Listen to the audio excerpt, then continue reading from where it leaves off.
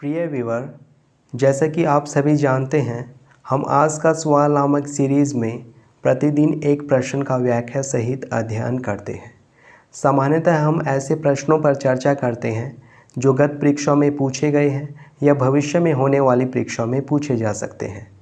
इस वीडियो में हम पिछले सप्ताह में किए सभी प्रश्नों पर नज़र डालेंगे, परंतु यदि आप इन प्रश्नों को व्याख्या से देखना चाहते हैं तो दियाडू ऐप यूट्यूब चैनल की आज का सवाल नामक प्लेलिस्ट में जाएं और प्रश्न को देख लें। पहला प्रश्न है, निम्नलिखित कथनों पर विचार कीजिए।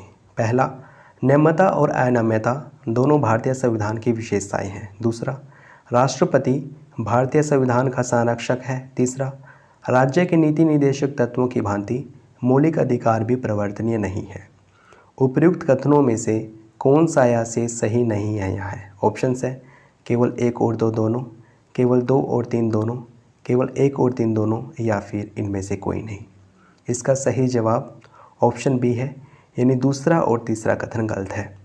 दूसरा कथन इसलिए है क्योंकि भारतीय संविधान का संरक्षक राष्ट्रपति नहीं बल्कि सुप्रीम कोर्ट है। तीसरा कथन इसलिए गलत है क्योंकि मौलिक अधिकार परिवर्तनीय है। राज्य के नीति निर्देशक तत्व परिवर्तनीय नहीं है।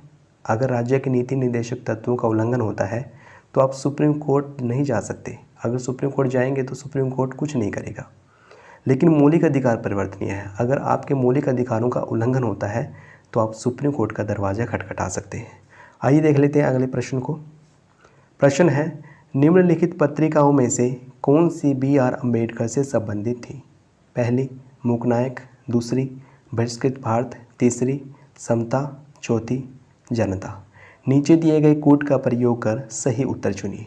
ऑप्शंस हैं केवल एक और दो दोनों, केवल दो और तीन दोनों, केवल एक और तीन दोनों, या फिर सभी।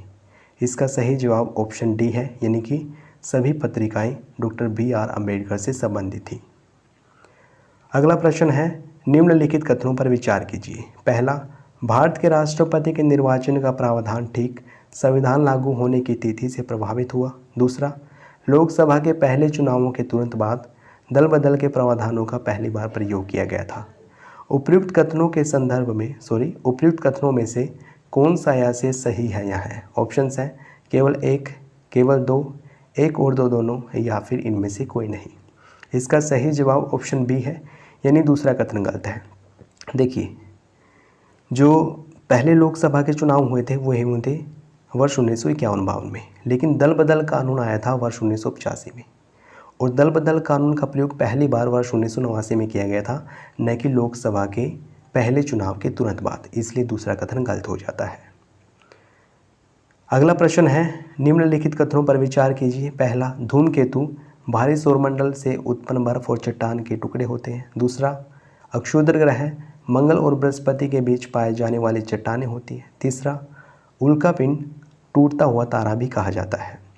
उपर्युक्त युग्मों में से कौन सा या से सही सुमेलित है? यहाँ है ऑप्शंस हैं केवल एक और दो दोनों, केवल दो और तीन दोनों, केवल एक और तीन दोनों, या फिर एक, दो और तीन, तीनों।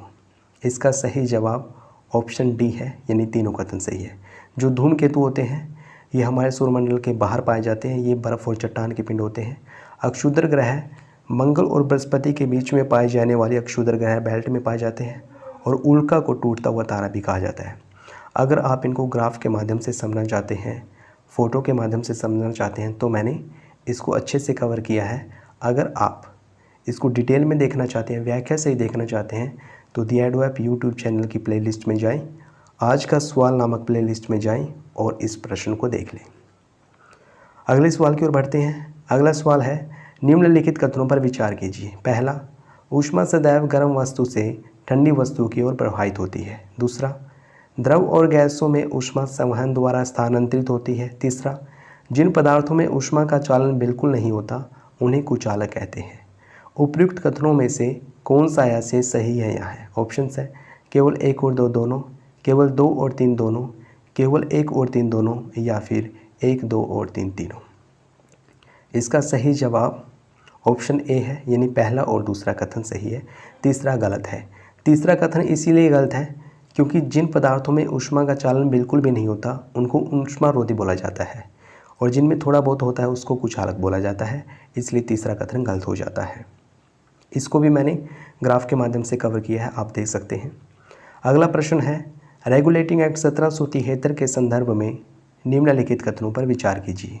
पहला, इस अधिनियम के अंतर्गत कलकत्ता में 1773 ईस्वी में एक सर्वोच्च न्यायालय की स्थापना की गई थी। दूसरा, इस अधिनियम के द्वारा बंगाल के गवर्नर को बंगाल का गवर्नर जनरल बनाया गया। तीसरा, लॉर्ड वॉरेन हेस्टिंग्स बंगाल के प्रथम गवर्नर जनरल बने। उपयुक्त कथनों में से कौन सा या से सही है या है? ऑप्शंस हैं केवल 1 और 2 दोनों, केवल 2 और 3 दोनों, केवल 1 और 3 दोनों, या फिर 1, 2 और 3 तीनों। इसका सही जवाब ऑप्शन बी है, यानी कि केवल दूसरा और तीसरा कथन सही है। पहला कथन इसलिए गलत है क्योंकि रेगुलेटिंग एक्ट 1773 के तहत एक सर्वोच्च न्यायालय की स्थापना कलकत्ता में वर्ष 1774 में की गई थी, न कि 1773 में, इसलिए पहला कथन गलत हो जाता है। अगला प्रश्न है, विजयनगर साम्राज्य के संदर्भ में निम्नलिखित कथनों पर विचार कीजिए। पहला, विजयनगर राज्य की स्थापना हरिहर और बुक्का ने की है। दूसरा, हरिहर और बुक्का वारंगल के काकतीय राजा के सामंत थे। तीसरा, हरिहर और बुक्का के गुरु विद्यारण्य थे। उपयुक्त कथनों में से कौन सा या से सही है या है? ऑप्शंस है केवल 1 और 2, केवल 2 और 3 दोनों, केवल 1 और 3 दोनों, या फिर 1, 2 और 3 तीनों। इसका सही जवाब ऑप्शन डी है, यानी तीनों कथन सही है। मैं आपसे फिर से बोल रहा हूँ, यदि आप इन सभी प्रश्नों को व्याख्या से देखना चाहते हो, अच्छे से देखना चाहते हो, तो आप आज का नामक प्लेलिस्ट में जाएं और प्रत्येक प्रश्न को व्याख्या से ही देख लें। वीडियो देखने के लिए धन्यवाद।